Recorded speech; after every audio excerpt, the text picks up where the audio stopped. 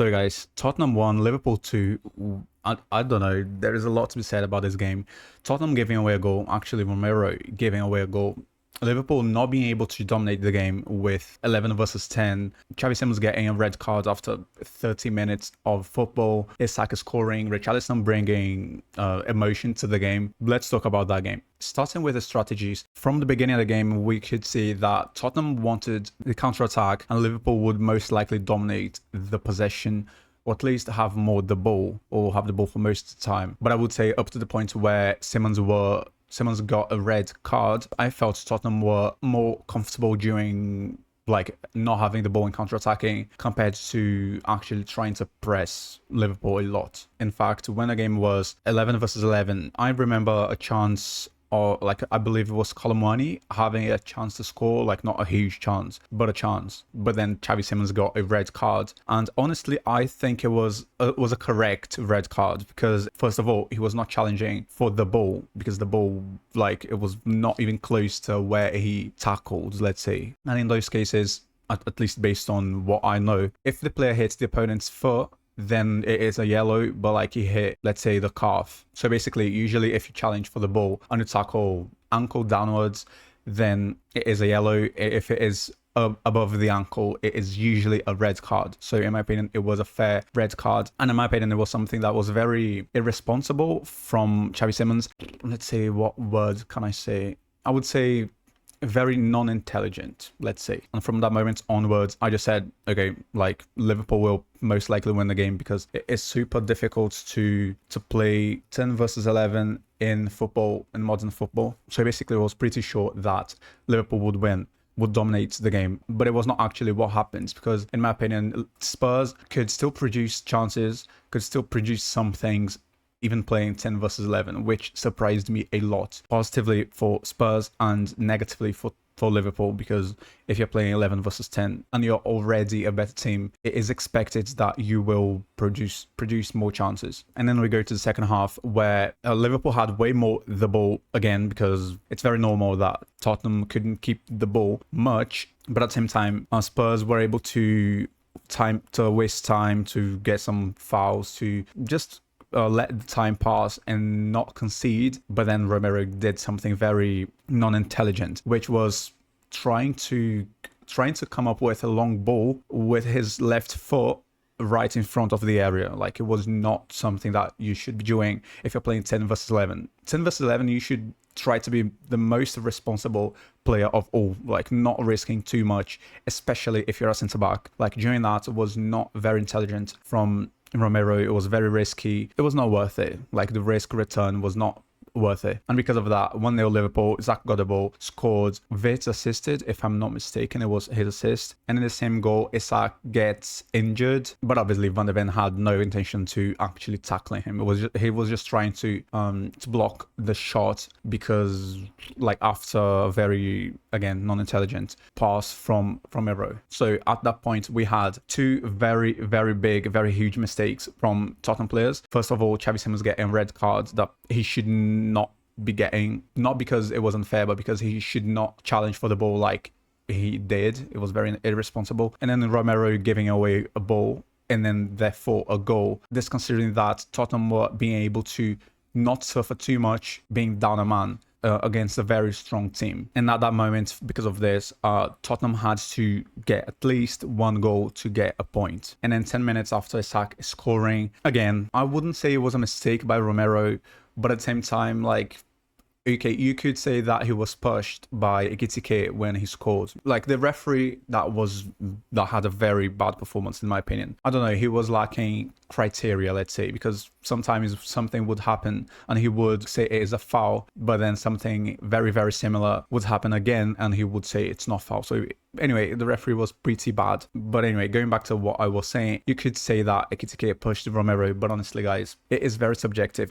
In my opinion, it was a foul, but at the same time, I totally understand that in the Premier League, you allow the contact, you allow the physical contact way more than in other leagues. But anyway, that's just my perception. And also, not only my perception actually, because watching the game on ESPN Brazil, obviously, because it is where I live, the commentator, who is an ex-referee, said that it was a foul. So from that moment, 2-0 Liverpool. I just said, okay, now I think it's pretty impossible for Tottenham to do anything. But after some minutes, Richarlison came from the bench and he brought a lot of emotion to the game. Like, he just started provoking Liverpool players. He just started to create chances. We could say that he brings a lot of energy to the game. And then when Richarlison scores, I would say it became madness, but like, it was already a very weird game, and all of a sudden Spurs had the momentum again. As you can see by the momentum map there, from Spurs goal onwards, you only see green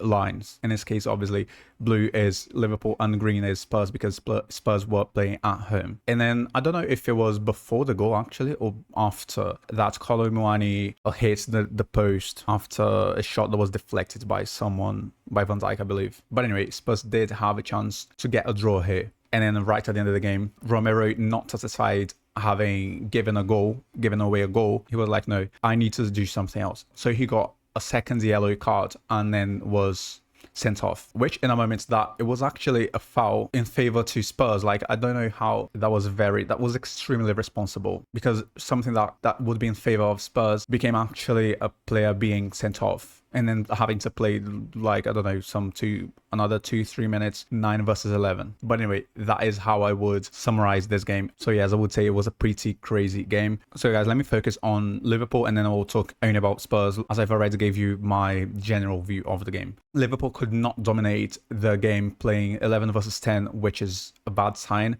for Liverpool, for Slot. Even though you can say that Liverpool did not have a Salah, but like, Liverpool were playing without Salah in the latest games anyway. I still do not understand why Chiesa doesn't get more minutes, because honestly guys, if I were a Liverpool supporter and I'm seeing my team playing 11 versus 10, not being able to dominate the game, not being able to create more chances than the opponent, and then I have a player who is good, who is technical, like Chiesa on the bench, he doesn't get any minutes from that game, I would be very impatient. I would really want him to play. Like, an advantage of 2 goals, the opposition, Tottenham in this case, would have to take more risks to maybe get a draw. So having a winger who can just run with the ball and then, like, in a counter-attack, score would most likely be good for Liverpool. So that's why I don't understand why, even in that scenario, he didn't get more minutes. But anyway guys, even though Liverpool did not have a good performance, in my opinion, like, after all, 3 points playing away against Tottenham should be good for Liverpool, considering that they were not having an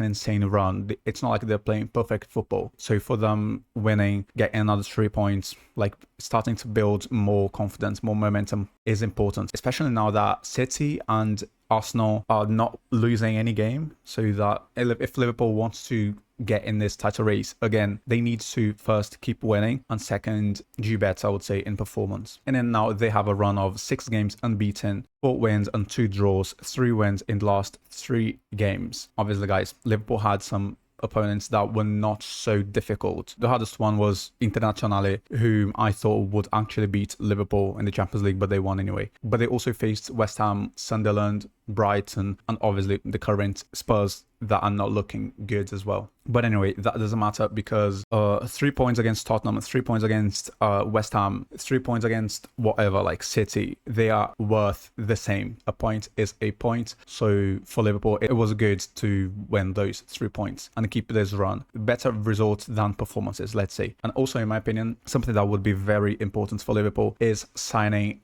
a centre-back in January, because yesterday, as I'm recording this, the day after Tottenham Liverpool, yesterday they had Van Dijk and Konate and Nazi. If one of them gets injured, Liverpool will have a lot of problems. So I do believe they need a centre-back as soon as possible. So Spurs, 2 red cards in the same game is inexcusable. There is no excuse for that. There is nothing you can say, oh, but like, the referee, okay, the referee was not good, but like, 2 red cards, guys. There is no excuses for that. That is just insane. Romero's performance, that was pretty bad. He gave away a goal. He lost the aerial, even though I said that, in my opinion, it was a foul in the second goal, and he was also sent off, which means that in the next game, Tottenham will most likely play Van de Ven and Danso. And by the way, I have not even commented the fact that Romero is the captain, so he should be leading by example, which is not what he did in this game. But anyway, let's go to the next one. Silly mistakes needs to stop as soon as possible. Throughout the season, we had very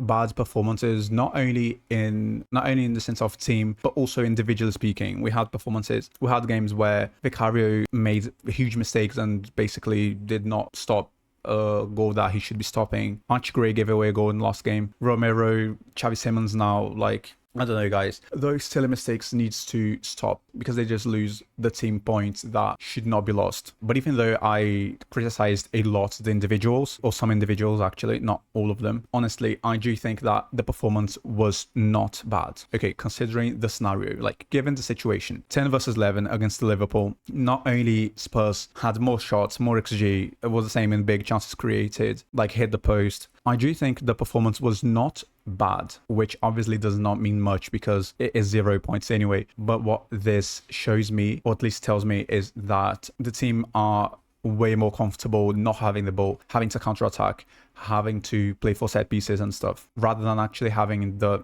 responsibility of dominating a game. And then regarding the result, another loss, and now the pressure is back, guys. And obviously I'm talking about the pressure on Thomas Frank. I don't know how he will handle this pressure. I don't know. I think he picks the wrong fight, as when he talks about like the fans that were loyal and the ones that were not loyal, in his opinion, because according to what he said, loyal fans would never boo someone or something like that. Anyway, it was very weird. I think he should focus on his team's performances, because after all, guys, if your team, like any team, are playing insane football, the results will probably come, and therefore the manager will not be criticized. So I think he should just focus on football and forget the fans, forget the media, forget everything, and just focus on improving the team. And now 22 points in the Premier League in 17 games. That is definitely not good. And I don't know, at this point, I would say, considering the points, considering how the team are playing, it really seems to me that Tottenham will fight for Conference League this season, because watching the other teams play, and I watch a lot of football, and seeing the other clubs from the Big Six playing, like Liverpool, United, playing better than Tottenham, and then you add to the list Villa, who are winning most games, Sunderland, who are very honest to what they want to do. So like they play a very defensive football and stuff, and that's it, they get the results. Crystal Palace, who started the season well as well. Seeing the performances, watching the games, if I had to predict the final position after 38 matches, I would say 10th, 9th, or something like that. Again, guys, 22 points in 17 matches. Like, that is not good. There is no excuse for that. And let's see what Thomas Frank does. To finish the video, obviously need to say that this one was a longer video because I not only analyzed the game, but also gave a Tottenham perspective and also an analysis regarding Liverpool. And if you liked the video, please do give a thumbs up and subscribe, and also, I don't know what to say. See you next time. Bye.